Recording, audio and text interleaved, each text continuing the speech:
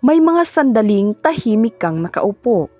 Marahil ay nagpapahinga o nag-iisip nang bigla mong mararamdaman ang pag-akyat ng iyong alagang pusa sa iyong kandungan. Susundan ito ng banayad ngunit paulit-ulit na pagmamasahe gamit ang kanyang mga paa, na kadalasan ay sinasabayan ng mahinahong pag-ungol o purring.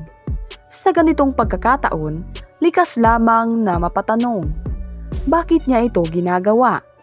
Mayroon bang partikular na dahilan kung bakit ako ang pinili niya? Ang ganitong kilos ng pusa ay hindi basta nagaganap ng walang dahilan. Sa katunayan, ang pagkandong at pagmamasahe ay may mas malalim na kahulugan na maaaring unawain mula sa praktikal at siyentipikong pananaw, pati na rin sa mga paniniwala at pamahiing Pilipino na matagal nang iniuugnay sa swerte, proteksyon, at enerhiya. Magandang araw sa ating lahat at welcome po muli sa ating YouTube channel. Sa videong ito, tatalakayin natin ang mga dahilan kung bakit kusang kumakandong ang mga pusa sa kanilang amo at kung ano ang ipinapahiwatig ng kilos na ito sa iba't ibang perspektibo. Ang tawag sa ginagawa ng pusa ay kneading. Sa praktikal na paliwanag, ginagawa ito ng pusa bilang pagpapakita ng tiwala at pakiramdam ng kaligtasan. Kapag siya ay kumakandong at nagmamasahe, ipinapahiwatig dito na ikaw ay tinuturing niyang ligtas at mapagkakatiwalaang presensya. Ang asal na ito ay nag-uugat pa sa kanilang pagkabata, kung saan minamasahe ng mga kuting ang tiyan ng kanilang ina upang makakuha ng gatas. Dahil dito, ang taong ginagawa nila ng kneading ay kadalasang tinuturing nilang bahagi ng kanilang comfort zone o pamilya. Sa scientific na pananaw, ang kneading ay isang paraan ng pusa upang maibsan ang stress at mapanatili ang emosyonal na kapanatagan.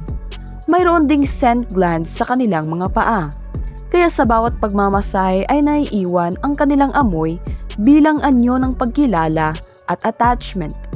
Bukod dito, ang init ng katawan ng tao ay nagbibigay sa pusa ng karagdagang pakiramdam ng seguridad at relaxation. Ito ang dahilan kung bakit ang pagkandong ay nagiging kapaki-pakinabang kapwa sa pusa at sa taong kanyang pinili. Samantala, sa enerhiya at espiritual na pananaw, pinaniniwalaan ng ilan na ang mga pusa ay likas na sensitibo sa emosyon at vibrations ng tao. Kapag sila ay kusang kumakandong at nagmamasahe, sinasabing naaakit sila sa kalmadong enerhiya ng isang tao o kaya naman tinutulungan nilang maibsan ang bigat ng emosyon na nararamdaman nito. May paniniwala rin na ang purring at kneading ay may positibong epekto sa emosyonal at mental na balanse ng tao, na itinuturing ng ilan bilang isang uri ng natural na healing. Sa paniniwalang Pilipino, ang pusang kusang kumakandong at nagmamasahe ay madalas iugnay sa swerte at proteksyon. Una, sinasabing ito ay palatandaan ng paparating na magandang balita o paggaan ng pamumuhay. Ikalawa, kung ginagawa ito ng pusa tuwing gabi, pinaniniwalaang nagbibigay siya ng proteksyon laban sa masamang panaginip at negatibong enerhiya. Ikatlo, kapag sinasabayan ng malakas na purring, sinasabing sinisipsip ng pusa ang stress at malas. Ikaapat, kung sa bandang dibdib o tiyan nagaganap ang pagmamasahe, may paniniwalang ito ay may positibong epekto sa kalusugan.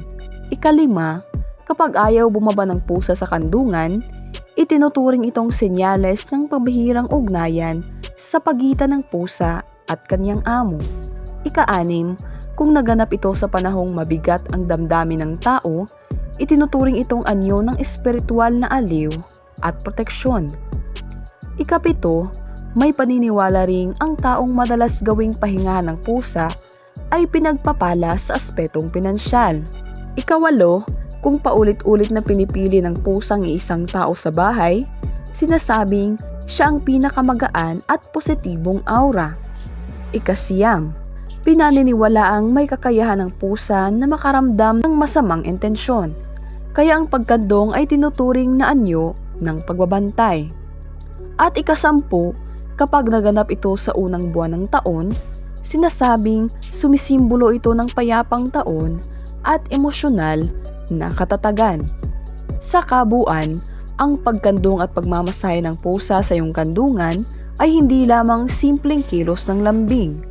Ito ay kombinasyon ng likas na instinct, paliwanag ng siyensya at mga paniniwalang may kaugnayan sa enerhiya at espiritualidad. Ipinapahiwatig nito ang tiwala, kapanatagan at koneksyong nararamdaman ng pusa sa iyong presensya. Maging ito man ay paniwalaan sa aspektong pamahiin o hindi, malinaw ang isang katotohanan. Kapag ikaw ang piniling pahingahan ng isang pusa, ikaw ay may mahalagang lugar sa kanilang mundo. At sa gitna ng magulong takbo ng buhay, ang ganitong tahimik na sandali ay maaaring magsilbing paalala ng kapayapaan at positibong enerhiyang patuloy na dumarating. Maraming salamat po sa inyong panonood at sana po ay mayroon tayong natutunan sa video ito. Good luck and God bless po sa ating lahat.